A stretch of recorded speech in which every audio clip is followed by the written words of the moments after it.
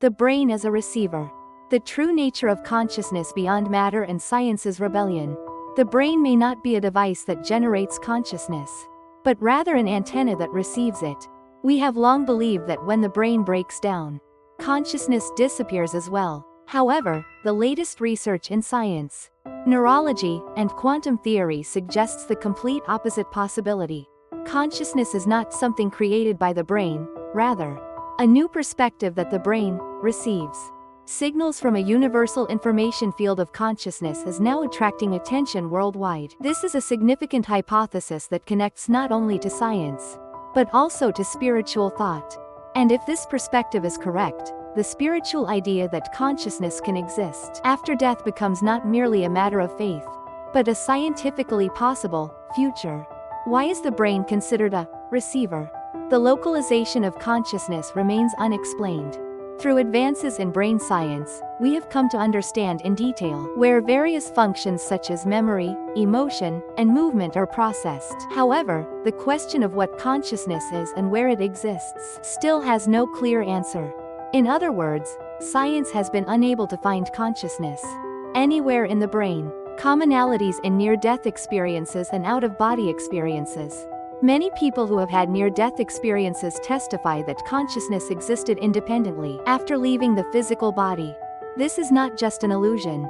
Clinical data has reported multiple cases where clear experiences are remembered during states when brainwaves have stopped after cardiac arrest. The rise of quantum brain theory.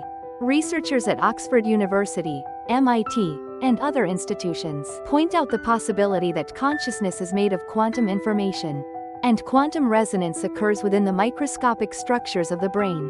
This could be part of the proof that consciousness does not depend on matter and can exist in a non-material realm. Examples of the globally recognized brain receiver theory.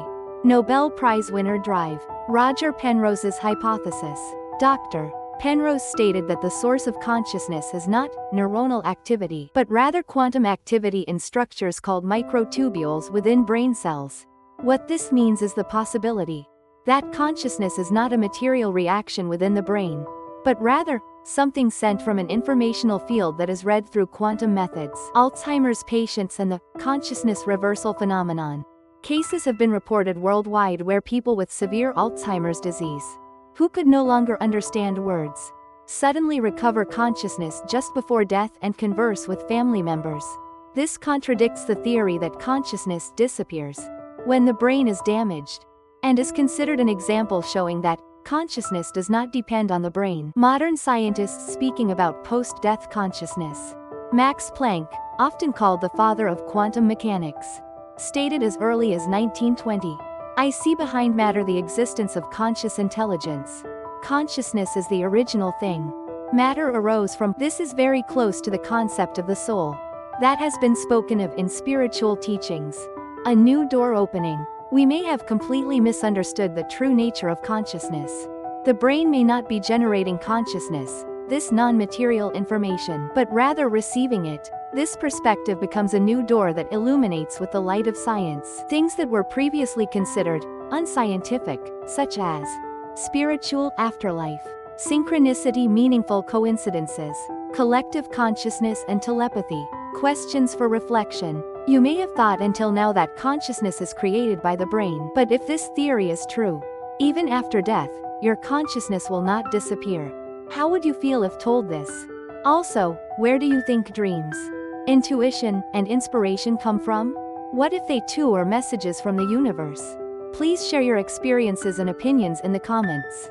We would love for you to share mysterious experiences, insights from dreams, and the mysteries of consciousness you've encountered in those around you. Conclusion. Spirituality and science have long been considered opposing forces, but now, they are beginning to overlap as one. The world of matter and the world of consciousness. The boundary between them is slowly beginning to disappear.